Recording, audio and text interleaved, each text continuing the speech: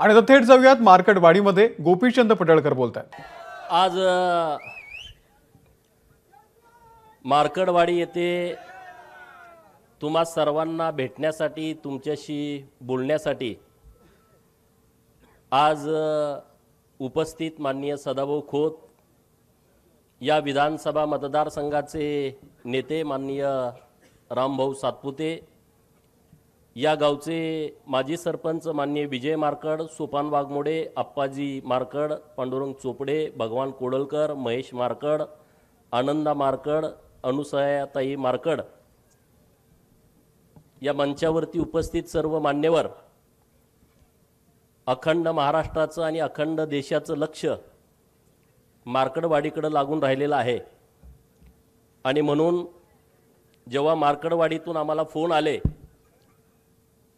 की मार्केटवाडीतून एकच बाजू महाराष्ट्राच्या समोर जातीये की मार्केटवाडीतल्या लोकांना बॅलेटवरती मतदान हवं आहे आणि म्हणून तुम्ही आणि सदाभाऊनी या गावात आलं पाहिजे। तुम्हाला पाहिजे का बॅलेटवरती मतदान? मार्केटवाडीवाल्यांना जोरात सांगा, कळू द्या, राज्याला कळू द्या। मीडियावाल्यांना माझी विनंती आहे, ही सगळी मार्केटवाडीतली लोक कोण कोण आहेत हात वर करा। हे बघा अख्खं गावच आहे। तर तुम्हाला बॅलेटवरती मतदान पाहिजे आहे का?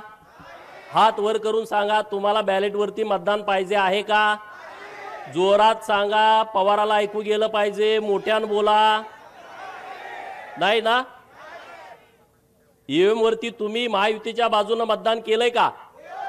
कोणी कोणी केलंय हात वर करा। कोणी कोणी केलंय हात वर करा, जरा कळू दे, हात जरा थोडा वेळ धरा। हा,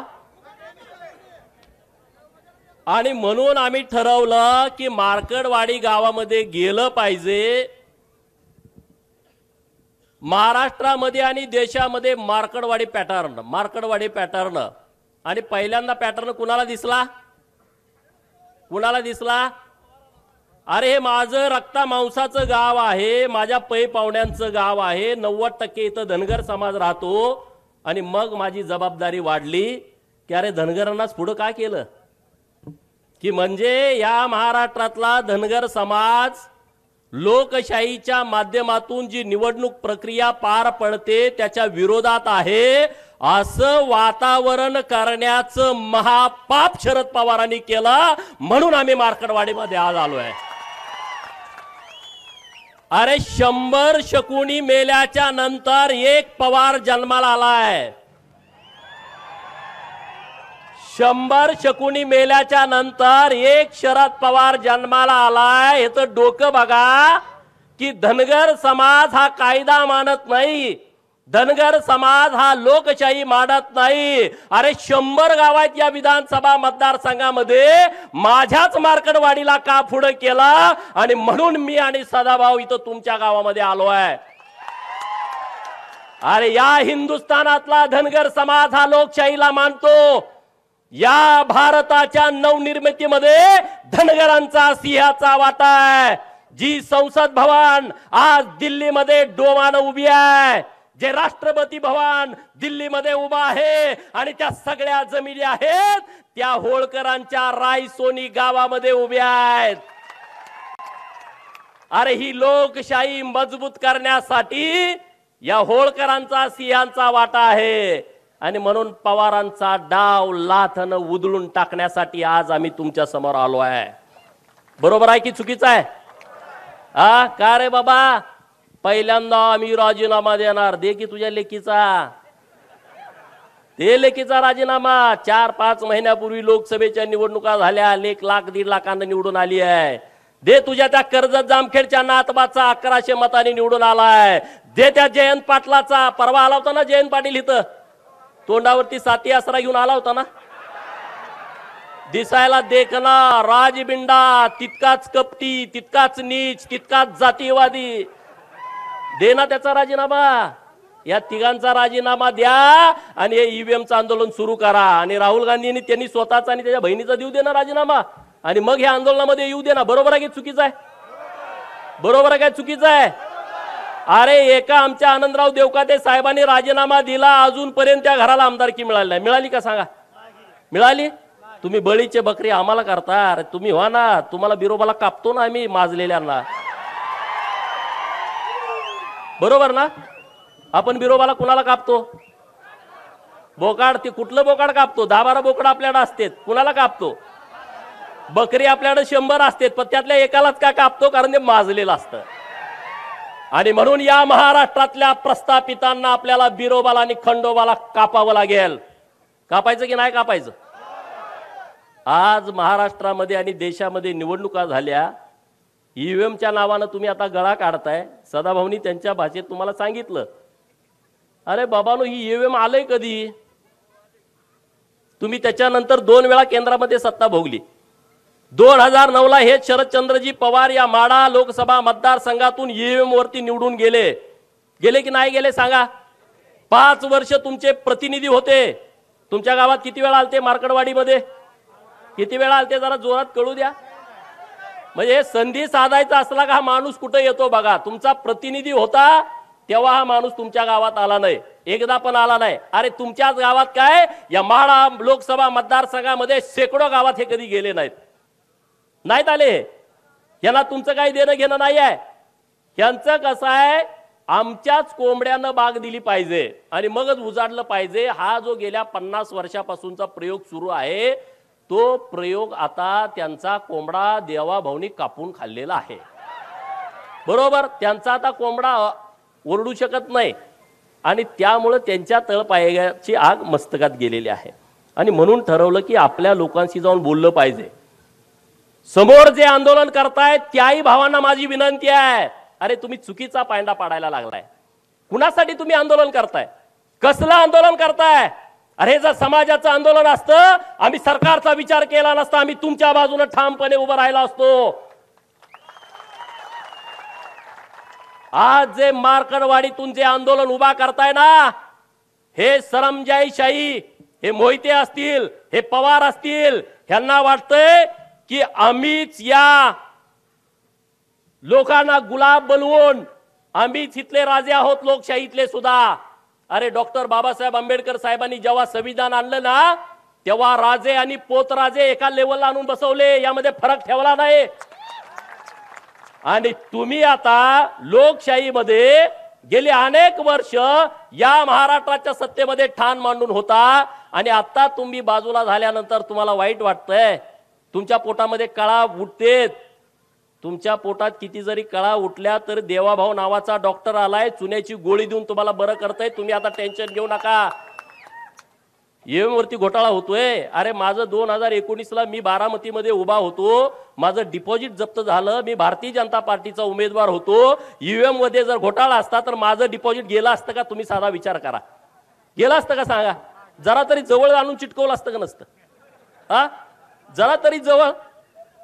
अरे 2024च्या लोकसभेमध्ये तुमचे 31 खासदार निवडून आले, तेव्हा यांची स्टेटमेंट काय होती पवारांची?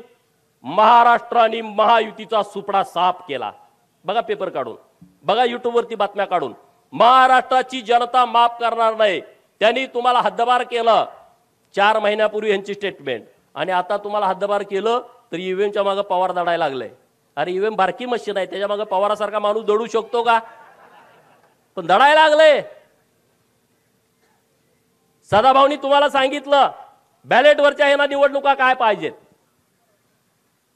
डॉक्टर बाबासाहेब आंबेडकर साहेब 1952ला लोकसभेला उभा होते, त्यांचा 14,000 मतांनी पराभव झाला आणि 74,000 मतं त्यांनी बाद केली होती. 74,000 मतं बाद. हे टगे लोक काय करायचे माहिती का? तुमचं बॅलेटवर आहे, दुसरी टिक मारली, बाद झालं. चिठ्ठी गिळून खाल्ली, विषय संपला. चिठ्ठी पळवून नेली, विषय संपला. आता यांना यात हस्तक्षेप करता येत नाही. आज हे मीडियामध्ये काय सांगतायत की अमेरिकेमध्ये सुद्धा ईव्हीएम वापरलं जात नाही. किती खोटं सांगायचं बघा. आज देशामधल्या अनेक राष्ट्रांमध्ये ईव्हीएम वरती निवडणुका होत आहेत. त्यामध्ये अमेरिकेमधले काही राज्य आहेत, त्यामध्ये ऑस्ट्रेलिया आहे, त्यामध्ये बेल्जियम आहे, Bulgaria, Switzerland, Canada, Mexico, Argentina, Brazil, Chile, Peru, Venezuela, Namibia, Nepal, Bhutan, Armenia, शेजारचा आपल्या बांगलादेश आणि याच्यापेक्षा काय जो राहुल गांधी तुमच्या गावामध्ये येणार आहे त्याच्या आजोळात इटलीमध्ये सुद्धा ईएम वरती निवडणुका होत आहेत. राहुल बाबाला माझा सवाल आहे, पहिला आजोळला जा, मामाच्या गावाला जा, जुक जुक जुक जुक आगेन गाडी, धुराच्या रेस्या हवेत काढी, पळती झाडे पाहूया आणि मामाच्या गावाला जाऊया. आमच्या लहानपणी आम्ही म्हणत होतो तू विमानातनं जा आणि इटलीमध्ये काय ईव्हीएम मधून मतदान होतंय याचा अभ्यास कर ना. किती या देशामध्ये खोटं पसरवायचं. आपल्याकडे एक म्हण आहे, खरं घरातून बाहेर पडेपर्यंत चप्पल घालूपर्यंत खोटं गावभर हिंडून येतं. खरं घरातून बाहेर पडेपर्यंत चप्पल घालेपर्यंत खोटं गावभर हिंडून येतं. महाराष्ट्रामध्ये आणि देशामध्ये तसं झालंय. नरेंद्र मोदी साहेबांचं खरं चप्पल घालूच तर राहुल बाबाचं खोटं अकर देशभर पसरतंय. इकडं शरद पवार देवाभाऊचं खरं चप्पल घालूच तर बाहेर पडूच तर शरद पवारचं खोटा का महाराष्ट्रभर पसरतोय. असं झालं तसं झालं अमुक झालं तमुक झालं. अरे पारावरती गप्पा मारताना पवार साहेब लय खतरनाक माणूस आहे, पवार साहेब माणूस हुशार आहे. अरे आतापर्यंत शरद पवार हा विश्वासघातकी माणूस आहे हे सगळ्या लोकांना माहित होतं. कुणाकुणाला माहित नव्हतं हात वर करा.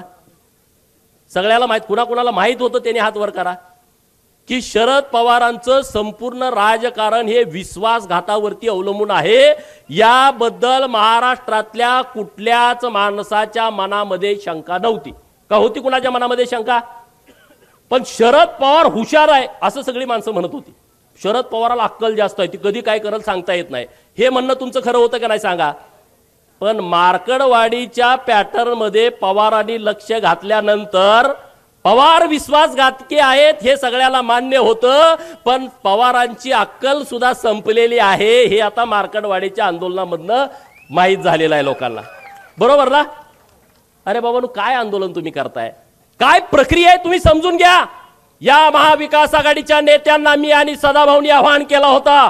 मुंबईमध्ये महात्मा गांधींच्या पुतळ्यांच्या समोर बसून हे आवाहन केलं होतं की 2017 साली निवडणूक आयोगानं आवाहन केलाय, जर यामध्ये काही घोटाळा असेल तर तुम्ही समोर या आणि आम्हाला दाखवून द्या. 2017 पासून 2024 पर्यंत एकही माणूस तिथं ईव्हीएम मशीन हॅक होतंय याचा पुरावा घेऊन गेला नाही. आणि आम्ही सुद्धा आवाहन केलं होतं, तुम्ही कशाला असं खोटं सांगताय लोकांना. जर ईव्हीएम हॅक होत असेल, ईव्हीएम मध्ये सेटिंग झाला असेल तर तुम्ही सगळे समोर या आणि आम्हाला दाखवून द्या की ईव्हीएम मध्ये अशा अशा पद्धतीने घोटाळा होतोय. एकही माणूस पुढे यायला तयार नाही. बक्षीस पण आम्ही जाहीर केलं. जयंत पाटील इथं आले होते परवा, त्याचा चेहरा बघितला, लय डिम पडलं होतं. अरे 22 तारखेला संध्याकाळी हा माणूस मुख्यमंत्री होणार म्हणून नव्या नवरी सरकार नटला होता, इकडं तिकडं फिरत होता की मुख्यमंत्री होणार. आणि सकाळी 11 वाजता गारज झाला, एकदम गडी डिम पडलाय. एकदम असा राजबिंडा गडी पण असा डिम पडलाय. आणि तो काय म्हणतोय, कार्यकर्त्याची मिटिंग घेऊन आपला विजय हा 61,000 मतांनी झालाय. निवडून किती मतांनी आलाय? 11,000. भाजपवाल्यांनी 50,000 मतं यात अगोदरच सेट केलेत. काय म्हणतोय? भाजपनं 50,000 मतं अगोदरच सेट केलेत. म्हणून मी आणि सदाभाऊनं घोषणा केली, जर जयंतराव पाटील बाहेरच्या देशामध्ये शिकलेले आहेत, इंजिनियर आहेत, त्यांनी जर हे सिद्ध केलं तर मी 50 रुपयाचं बक्षीस देईल आणि सदाभाऊ 51 रुपयाचं बक्षीस देईन. असं 101 रुपयाचं बक्षीस आम्ही जाहीर केलंय. लायकीप्रमाणे बक्षीस द्यावं लागतं म्हणून 101 रुपये. दुसरा कोणी हॅकर असेल तर त्याला 11 लाख रुपयाचं आमचं वेगळं बक्षीस आहे. त्यानं जर त्याच्या बुद्धिमत्तेनं हॅक केला तर काय प्रकार आहे. किती खोटं बोलायचं, लोकांना किती खोटं सांगायचं. जयंत पाटलांना ही प्रक्रिया माहित नाही ईव्हीएमची, शरद पवारांना ही प्रक्रिया माहित नाही. मी आवाहन करतो मार्कडवाडीतून शरद पवारांनी राष्ट्रवादी काँग्रेसच्या खासदारांचं, राष्ट्रवादी काँग्रेसच्या आमदारांचं एक प्रशिक्षण घ्यावं आणि या देशामध्ये निवडणुका कशा होतात त्याचं प्रशिक्षण पहिल्यांदा त्यांना द्यावं आणि मग महाराष्ट्राच्या समोर यावं. मग महाराष्ट्राच्या समोर यावं. अरे आंदोलन करायला हरकत नाही, पण मार्कडवाडीमध्ये मतदान घेण्यास प्रशासनाचा विरोध बघा. एका बाजूला हे लोकसभेला काय म्हणले की भाजप संविधानाच्या विरोधात आहे, भाजप संविधान बदलू पाहत आहे. आणि आता विधानसभेची निवडणूक झाल्यानंतर तुम्ही मार्कडवाडीमध्ये बॅलेट वरती मतदान घेण्याचा आग्रह करताय. म्हणजे तुम्ही कायदा मानत नाही. म्हणजे तुम्ही संविधानाला मानत नाही. शरद पवाराचा हम करे सो कायदा सुरू आहे, ते देशामध्ये संविधानाला मानत नाहीत. अरे साधं गणित आहे. लोकप्रतिनिधी अधिनियम आहे 1951, कलम 19A, कलम 20 आणि कलम 20A काय म्हणताय की या देशामध्ये निवडणूक घेण्याचा अधिकार फक्त इलेक्शन कमिशन ऑफ इंडियाला आहे किंवा त्यांच्या लोकांना आहे. याच्या व्यतिरिक्त दुसरा माणूस निवडणूक घेऊ शकत नाही. म्हणजे दुसऱ्या त्यांच्या मशिनरीला, म्हणजे कोणाला, कलेक्टरना लोकसभेची निवडणूक, प्रांतांना विधानसभेची निवडणूक, बीडीओ आणि तहसीलदारांना पंचायत समिती आणि जिल्हा परिषदची निवडणूक घेण्याचा अधिकार आहे. दुसऱ्या कुठल्याही माणसाला ही निवडणूक घेता येत नाही. एवढं साधं जर शरद पवारांना कळत नसेल तर एवढा इतके वर्ष महाराष्ट्र यांच्या ताब्यात होता, मग ह्यांनी राख रांगोळी महाराष्ट्राची केली का नाही केली सांगा तुम्ही. एवढं जर यांना कळत नसेल हे समजून सांगा गावातल्या लोकांना. निवडणुकीच्या अगोदर FLC केली जाते, फर्स्ट लेवल चेकिंग. FLC म्हणजे काय आहे? त्या ज्या सगळ्या ईव्हीएमच्या मसनी आहेत ना, त्या मसनी सोलापुरात, त्या मसनी सांगलीत, त्या मसनी साताऱ्यात, त्या पुण्यात, जिल्ह्याच्या ठिकाणी असतात गोडाऊन मध्ये. तिथं प्रत्येक पक्षाचा प्रतिनिधीला बोलवलं जातं. भाजपा, राष्ट्रवादी, शिवसेना, उद्धव सेना, शरद पवारची राष्ट्रवादी, काँग्रेस, छोटे पक्ष, बसपा असेल, माकप असेल, सेकाप असेल, रासप असेल, रिपाई असेल, रयत संघटना असेल, या सगळ्या पक्षाच्या प्रतिनिधीला बोलावलं जातं आणि तिथं फर्स्ट लेवल चेकिंग केलं जातं. म्हणजे काय केलं जातं? तुमच्या विधानसभा मतदारसंघामध्ये जेवढ्या मसनी आहेत, जेवढे बूथ आहेत, त्या मसनीपैकी 1% मशीनवरती 1200 मतदान पोलिंग करून घेतली जातात. किती? 1200 मतदान तुमच्या समोर. आणि मग ते चेक केलं जातं हे 1200 मतदान पडले का. परत 2% मसनी त्यातल्या घेतल्या जातात, त्यामध्ये 1000 मतदान चेक केलं जातं. 1000 वेळा मतदान द्यायचं आणि ते चेक करायचं त्यालाच दिलंय का. आणि मग तिसऱ्या वेळा परत 2%, त्यामध्ये 500 मतदान द्यायचं. हे 2%, 2% आणि 1%, 5% झालं. आणि राहिलेल्या सगळ्या मसनीवरती एका मशीन मध्ये 16 उमेदवार असतात, त्या प्रत्येक मसनीवरती 6 प्रत्येक उमेदवाराला मतदान द्यायचं आणि ते चेक करायचं. हे चेक त्यांच्या समोर करायचं आणि त्यांनी सह्या करायच्या सगळ्या प्रतिनिधींनी. आणि मग जेव्हा ही मशीन आपल्या गावात येते ना बूथवरती, तिथं आल्यानंतर आपल्या सगळे आपण मतदान प्रतिनिधी असतो, त्यांच्या समोर प्रत्येक मशीनवरती 50 मतदान करून घ्यायचं. किती? येड्यात कोणाला काढताय? अरे आमचा मेंढका सुद्धा हुशार झाला पवाराच्या पार्टीच्या लोकांनो. मेंढक्याला सुद्धा अक्कल आली. अरे उद्या आमचा मेंढका जर आमदार झाला तर तुमच्यापेक्षा चांगलं काम करू शकतो. पण तुम्ही लोकांची दिशाभूल करताय, लोकांना फसवताय, लोकांना खोटं सांगताय. पवारांना माझं आव्हान आहे, मार्कडवाडी पॅटर्न पवारांना का जवळचा वाटतोय? मी मीडियामध्ये पण सांगितलं. पवारांना अट्रॅक्शन मार्कडवाडीचं का आलं, राहुल गांधींना अट्रॅक्शन मार्कडवाडीचं काय येत आहे, तर त्याचं कारण मित्रांनो वेगळं आहे. नानाभाऊ आपले यायला लागलेत पाणी करायला. त्यांचं काय वेगळं गणित आहे की या देशातली जनता नरेंद्र मोदी साहेबांना परत 2029ला पंतप्रधान करणार आहे. तुमचं काय मत आहे? तुमचं काय मत आहे? हे लोकमत आहे, बरोबर की नाही बरोबर? नरेंद्र मोदी साहेब परत 2029ला पंतप्रधान होणार आहेत. आता देवाभाऊ 5 वर्षासाठी महाराष्ट्रात मुख्यमंत्री झाले. किती जरी तुम्हाला वाईट वाटलं तर आता त्याला नाइलाज आहे. पवारांच्या पार्टीचं जातीवाद्यांचं म्हणणं काय होतं महाराष्ट्रातल्या माहित आहे का? महाराष्ट्रात महायुतीचं सरकार यायला नाही पाहिजे. बघा पहिली यांची इच्छा मोहितेंची काय, महाराष्ट्रात महायुतीचं सरकार नाही आलं पाहिजे. महाराष्ट्रात जर महायुतीचं सरकार आलं तर भाजपचा मुख्यमंत्री झाला नाही पाहिजे, दुसरी इच्छा. तिसरी इच्छा काय, जर भाजपचा मुख्यमंत्री झाला तर देवाभाऊ झाला नाही पाहिजे. अरे आमचा मसोबा, बिरोबा, खंडोबा, धुळोबा, मकुबाई, नीनाबाई ही सगळे आमचे देव जागे आहेत रे. इथला बहुजन जागा आहे गावगाड्यातला. गावगाड्यातल्या लोकांनी डोळं उडून बघितलं की बाबानो हे देवाभाऊच का लागते, नरेंद्र मोदी साहेब का पाहिजे. ईव्हीएम हॅक केली, ईव्हीएम हॅक केली, होय ईव्हीएम हॅक केली दिवाण सर, पण कुणी केली? लाडक्या बहिणीने हॅक केली. 1500 रुपये माझ्या बहिणीला दिले. सुप्रिया सुळे काय म्हणाल्या, 1500 रुपयात काय होतंय? बातमी बघितली होती का नाही टीव्हीवरती? 1500 रुपयात काय होतंय? मी सांगितलं, चॅनेलवाल्यांनी मला विचारलं, ताई असं बोलतात की 1500 रुपये काय होतंय. मी त्या चॅनेलवाल्यांना सांगितलं, हे 1500 रुपये मुंबईमध्ये ताज हॉटेलला बसून 1,500 रुपयाची कॉफी पिणाऱ्यासाठी नाहीत. हे 1500 रुपये ट्रायडंट हॉटेलला 1,000 रुपयाचा चहा पिणाऱ्यासाठी नाहीत. 2-3 लाखाचा गॉगल घालणाऱ्यांच्यासाठी हे अजिबात नाही आहे. ज्यांच्याकडे 1.5-2-3 लाखाची पर्स आहे अजिबात नाही. ज्यांच्या पायामध्ये 1.5 लाखाचा, 50,000चा, 1 लाखाचा उंची सँडल आहे त्यांच्यासाठी नाही. लिपस्टिक वाल्यांच्यासाठी नाही. हे कुणासाठी आहे? मार्कडवाडीमध्ये जी माझी बहीण रानामध्ये काम करते आणि तिच्या अंगामध्ये ताप आला, कणकणी आली, थंडी आली आणि तिच्याकडे 50 रुपये इंजेक्शनासाठी नाही, त्या माझ्या बहिणीसाठी ही योजना आहे.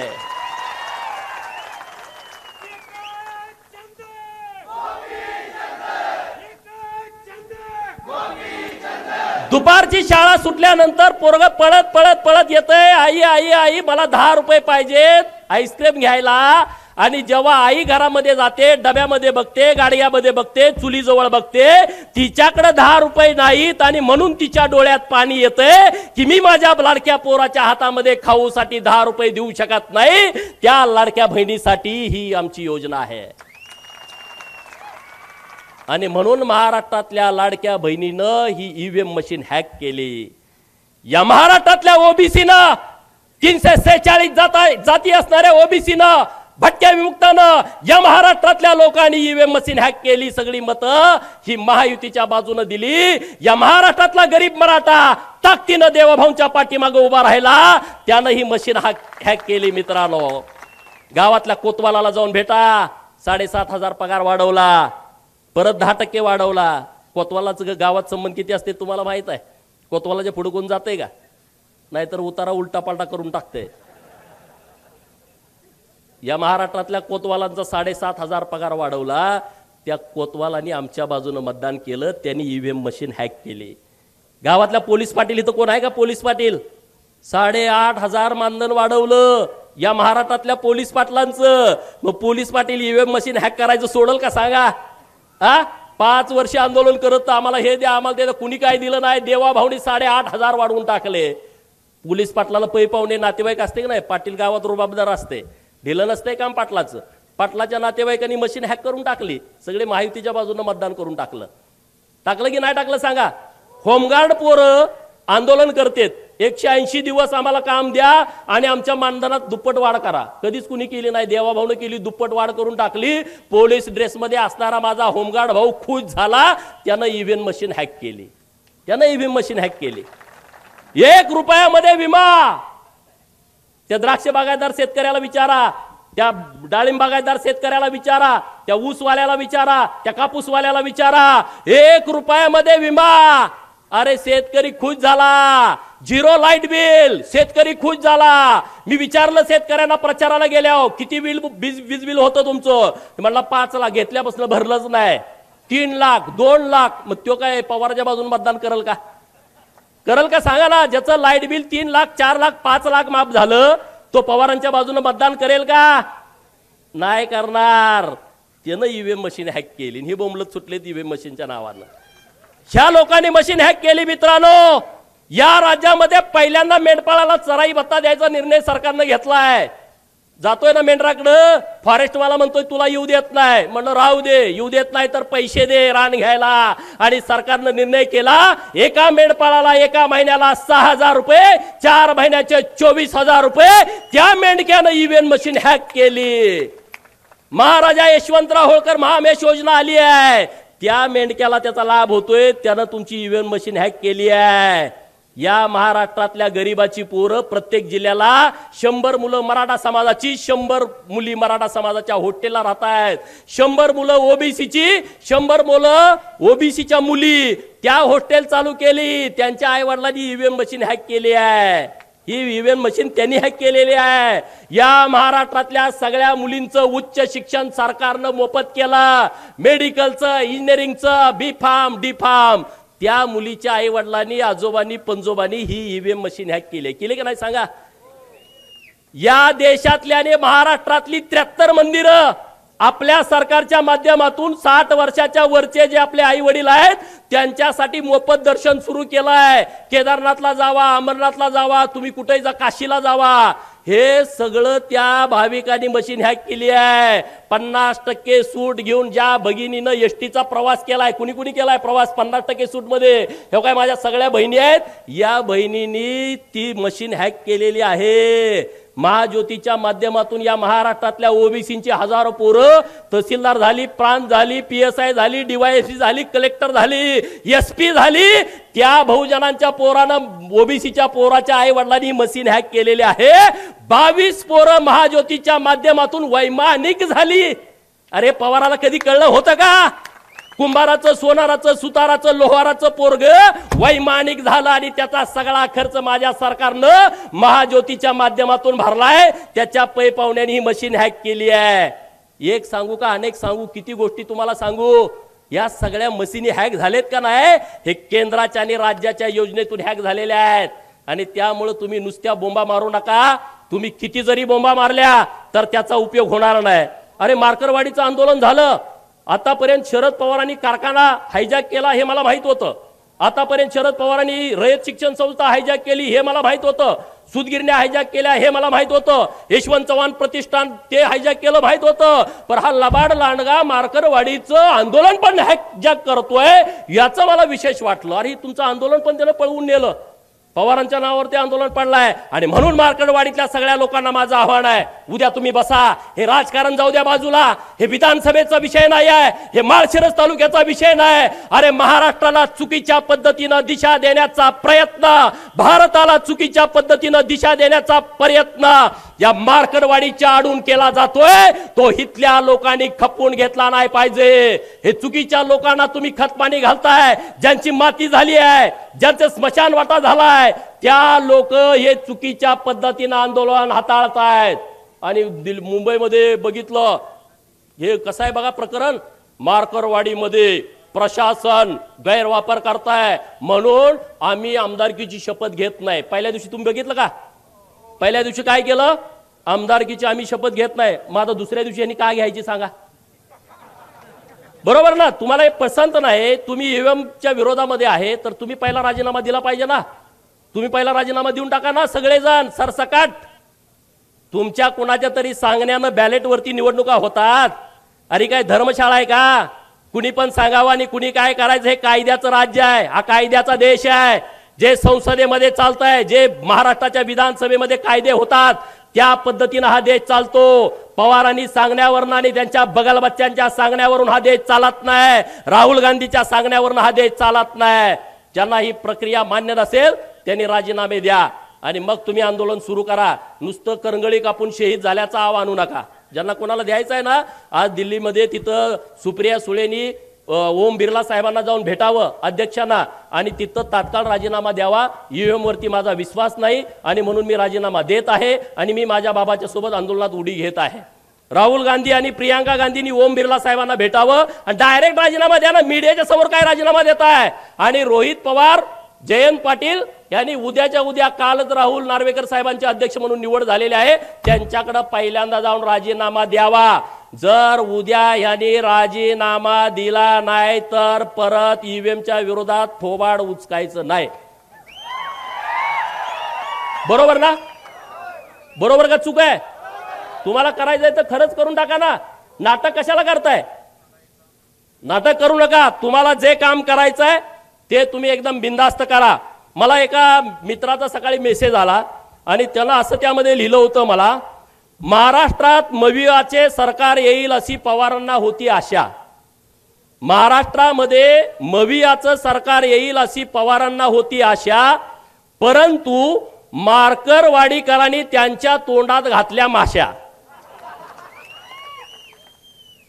महाराष्ट्रात मविआचं सरकार येईल अशी पवारांना होती आशा, परंतु मार्करवाडीकरांनी त्यांच्या तोंडात घातल्या माश्या। पवारांच्या राजकीय जीवनाचा केला तमाशा, म्हणून पवार वाजवत आहेत ईव्हीएमचा ताशा। बरोबर ना? अरे अहमदनगरचं नाव बदललं, पुण्यश्लोक अहिल्यानगर केलं. मार्करवाडीतल्या लोकांना काय आनंद झाला असेल का नसेल? झाला की नाही झाला? अरे मग त्यांनी मतं दिली असतील ना. मोहितेच्या विरोधामध्ये लढायचा डीएनए इथल्या लोकांचा आहे. सीताराम अण्णा वाघमोडेंच्या पासून एसबी अण्णांच्या पर्यंत आहे की नाही? आहे की नाही? मग ते काय लगेच बदलतेत वैर? एवढे काय गुलाम झालो का आम्ही? हा, आमच्यात पण काय रग आहे की नाही? हा, रामभाऊच्या डोक्यात तोच विषय आहे, दुसरा विषयच नाही. हा, रामभाऊ प्रचाराची सभा असल्यासारखा ठोकूनच काढतो मोहितेंना. हा, अरे रामभाऊ सारखा पोरगा, माझ्यासारखा पोरगा, हे भाजपामुळे आमदार झालो आम्ही. आम्हाला केलं असतं का सांगा? हा, आम्हाला आमदार केलं असतं? अरे आमची शिफारस करायला माणूस नाही. जी कोण जाईल ते उलटच सांगते, जी कोणी जाईल ते उलटच सांगते. मला सदाभाऊला मी, आम्ही दोघंच आहे. सदाभाऊला म्हणतात गोपीचंदला कशाला नादाला लागतोय, मला म्हणत नाहीत, त्याला माहित आहे. अरे बाबांनो, रामभाऊने एक विषय मांडला की रणजितसिंह मोहितेंनी राजीनामा द्यायला पाहिजे. खरंच त्यांना जर लाज वाटत असेल ना,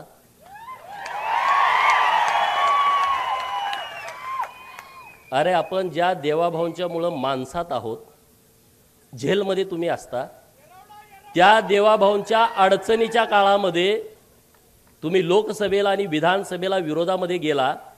नितेश राणेंचं टाळ्या वाजवून जरा अभिनंदन करा. मी एक कहाणी तुम्हाला सांगणार आहे. नारायण राणे हा एकदम कडवा माणूस आहे, बरोबर, रगेल आहे.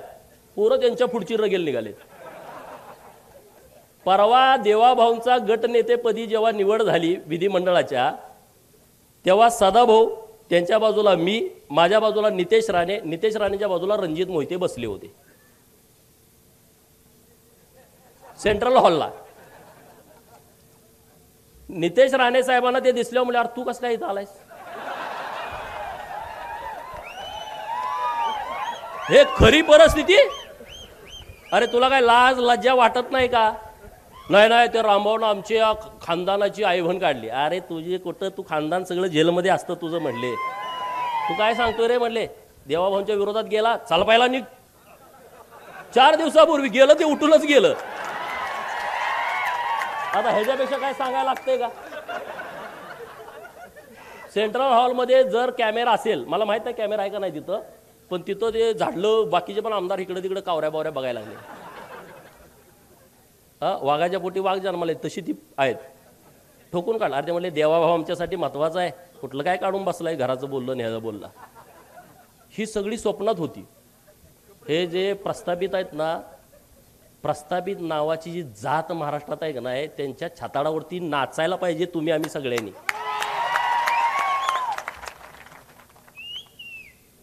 नाचायला पाहिजे का नाही पाहिजे? त्यांना असं वाटत होतं की आता आपलं कोणतं सरकार येतंय ना, आम्ही असं करून तसं करू. आता इतकी मऊ आलेत. जयंत पाटलाचं कालचं सभागृहातलं भाषण ऐकलं का? 2019ला देवाभाऊंना पुन्हा येईन ह्याच्यावरती असा डिवचत होता का नाही? आणि काल स्वतःसारखा मऊ. 4 वेळा पाया पडले सगळ्यात तिन्ही पुढाऱ्यांच्या. किती वेळा? जयंत पाटील वाटतंय ना, 4 वेळा लाचार झाले. मोहिते किरकोळ आहे हो, किरकोळ म्हणजे तुम्हाला माहित आहे किरकोळ झालंय ते, पूर्वीसारखी परिस्थिती नाही.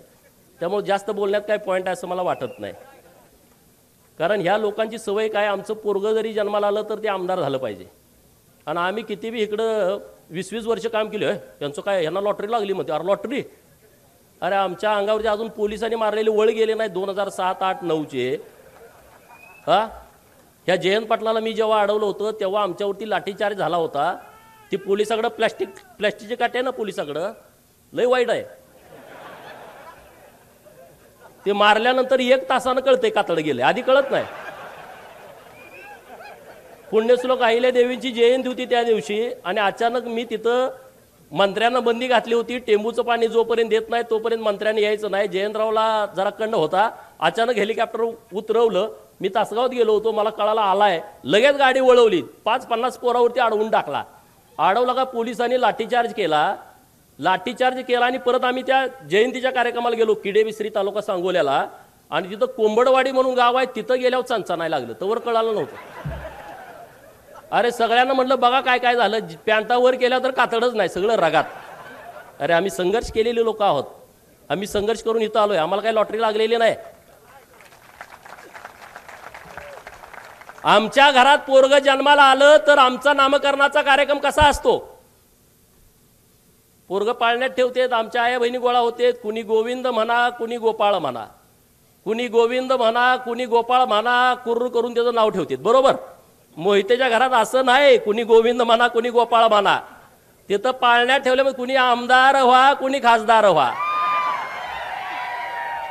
काय कुणी आमदार व्हा कुणी खासदार व्हा कुठल्याही पार्टीत जावा बेईमान राहावा पण आमदार खासदार व्हा. त्यात नाही जमलं तर जिल्हा परिषदचा अध्यक्ष व्हा जिल्हा परिषदचा सभापती व्हा झडपीचा मेंबर व्हा पंचायत समितीचा मेंबर व्हा लय झालं तर मग तिथं सरपंच व्हा पण सुट्टी देऊ नका.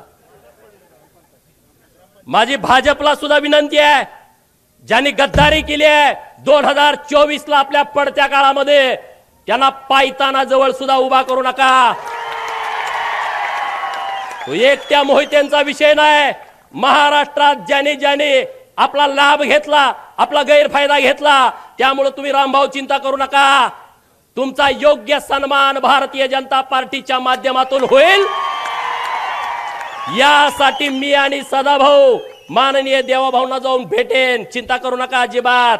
आणि आपण काय काळजी करायची आपला काय बाप आमदार खासदार होता का अरे तुमचा तर बाप ऊसतोड मजूर होता. माझी आई मी तुमच्या समोर बोलत असताना शेतात राबते सदाभाऊची आई शेतामध्ये राबते. आपलं नुकसान होणार आहे काय आपला काय कारखाना आहे का सुदगिरी नाही का बँक आहे का आपल्यावर लोन आहे काय नाही आपल्याकडे कापड आणि गाडी सोडून काही नाही काय चिंता करायचं आहे. त्यामुळं कुठल्याही प्रस्थापिताच्या छताडाला धरायला आम्हाला कधीच काय भीती वाटत नाही आणि आम्ही छताड धरतोय तुमच्यासाठी धरतो. आमचं वैयक्तिक काय नाही त्यांच्यासाठी आमचं वैयक्तिक तिथं काय अडकलेलं नाही आहे. आणि म्हणून आज ईव्हीएमच्या बाबतीमध्ये जो खोटं खोटं खोटं अरे लोकांना ती खरं वाटायला लागलं. आता मला कुलाळवाडी नावाचं गाव आहे 11च मतं विरोधात पडलेत मग तिथं काय ईव्हीएम घोटाळा झाला. अरे मला मानणारी भाजपला मानणारी देवाभाऊला मानणारी लोक आहेत त्या गावातली नुसती 11 मतं विरोधात गेली 1100 पैकी. अशी कितीतरी गाव आहेत महाराष्ट्रामध्ये वन साइड सगळं मतदान झालेलं आहे. अरे या महाराष्ट्रातल्या जनतेचा विचार करणारा माणूस जर मुख्यमंत्री होणार असेल तर लोक पवारांना मतं देतील का लोक विरोधकांना मतं देतील का अरे देणार नाहीत. या महाराष्ट्रातल्या गोरगरिबांचा उपेक्षितांचा अपमानित लोकांचा नेता देवाभाऊ आहे. या महाराष्ट्रातल्या प्रस्थापितांचा कर्दन काळ आहे. या महाराष्ट्रातल्या विस्थापितांची काळजी घेणारा नेता आहे आणि हा नेता महाराष्ट्राच्या सत्तेमध्ये यावा म्हणून गावगाड्यातल्या लोकांनी मतदान केलाय गावगाड्यातल्या लोकांनी मतदान केलाय. गावगाड्याची काळजी घेणारा नेता आहे. अरे त्यांना किती बदनाम करण्याचा तुम्ही प्रयत्न केला किती आंदोलन केली किती वेळा त्यांना डॅमेज करण्याचा प्रयत्न केला किती त्यांना जातीवरनं हिणवलं आणि तुम्ही पुरोगामी आहे का अरे पुरोगामीच्या कंबारड्यात लाता लोकांनी घातलेल्या आहेत. यासलं थोतांड चालणार नाही या महाराष्ट्रामध्ये. अरे पुण्यश्लोक अहिल्यादेवींचं नाव दिलं सोलापूरच्या विद्यापीठाला पवारांच्या मागे होतो आपण 2004 ते 2018 का नाही नाव दिलं का प्रश्न पडतो का नाही स्वतःच्या मनाला पडतो की नाही पडत. सोलापूर मधला हा विषय आघाडीचं सरकार होतं नाव दिलं नाही आमची लोक विसरतात का नाहीत विसरात. आणि म्हणून मार्करवाडीतली गावातली लोक ताकदीनं महायुतीच्या सोबत उभा राहिली नरेंद्र मोदी साहेबांच्या सोबत उभा राहिली देवाभाऊंच्या एकनाथ शिंदे साहेबांच्या सोबत उभा राहिली आणि पुढे सुद्धा तुम्ही ताकदीनं उभं राहा. या गावाचा सर्वांगीण विकास करण्याची सर्वस्वी जबाबदारी भारतीय जनता पार्टीची आहे. रामभाऊडीक जे काम केलंय आणि राहिलेलं काम करण्यासाठी आम्ही पूर्ण ताकद गावाच्या पाठीमागे उभा करू. पवारांनी काय सांगितलं म्हणे गावागावाचा ठराव घ्या. आता कोण घेणार अख्खं गावच हित आहे आमच्या बाजूनं बरोबर की नाही. उद्या ठराव घ्या शरद पवारांनी लिहा त्यामध्ये बारामतीचे बिन चिपळ्याचे नारद मुनी शरद पवारांनी आमच्या गावामध्ये येऊन भांडणं लावण्याचा प्रयत्न केला त्याचा आम्ही निषेध करतो आणि हे गाव ईव्हीएम मध्ये जे मतदान केलेलं आहे ते महायुतीला आम्ही मतदान केलेलं आहे असा उद्या ठराव घ्या सगळ्याच्या सह्या घ्या आणि त्या बारामतीला पाठवून द्या मीडियाला सगळ्या पाठवून द्या. द्याल का जमल का तुम्हाला. हे भिवू नका कुणाला मी आहे ना तुमच्या बरोबर. एक छंद, एक छंद. अरे मला किती वेळा म्हणते हाणतो, तोडतो, मारतो. काय तोडलंय का? हे प्रस्थापित नावाची जात सगळ्यात जास्त भित्री असते, सगळ्यात भित्री. ती वापर कुणाचा करते? प्रशासनाचा. त्यांना पीआय नसला का ती लाट लाट लाट हलतंय. त्यांना डीवायसपी त्यांच्या बाजूचा नसला झोपत नाही. तहसीलदार विरोधातला आला दचकून उठतंय निम्या रात्री. हे प्रशासनावरती चालतंय. हे घाबरट लोक असतात. सदाभाऊ मी काय उगाच पुढे आलोय काय? अरे आम्ही कुणाला पण अंगावर घ्यायची आमची तयार आहे. कुणाला पण सांगा. सभागृहामध्ये काय काय वेळा 10 आमदार म्हणले बघतो. अरे बघतो काय? या ना म्हणलं मी एकटाच आहे. पळतेत माघारी, पळतेत, येत नसतेत. अरे तुम्ही त्या पद्धतीनं राहावा. मार्कडवाडी आणि माळशिरस तालुक्यातल्या आणि महाराष्ट्रातल्या लोकांना माझी विनंती आहे, जो पवारांनी हे आंदोलन हातामध्ये घेतलाय ते आंदोलन आपल्याला मुळापासून खऱ्या रूपानं मोडीत काढायचं आहे. त्यामुळे गावागावामध्ये ठराव घ्या आणि सगळ्या मीडियामध्ये द्या. एवढंच या निमित्तानं बोलतो. मार्कडवाडीतल्या सगळ्या लोकांना मनापासून धन्यवाद देतो आणि थांबतो. जय हिंद, जय महाराष्ट्र. एबीपी माझा, उघडा डोळे बघा नीट.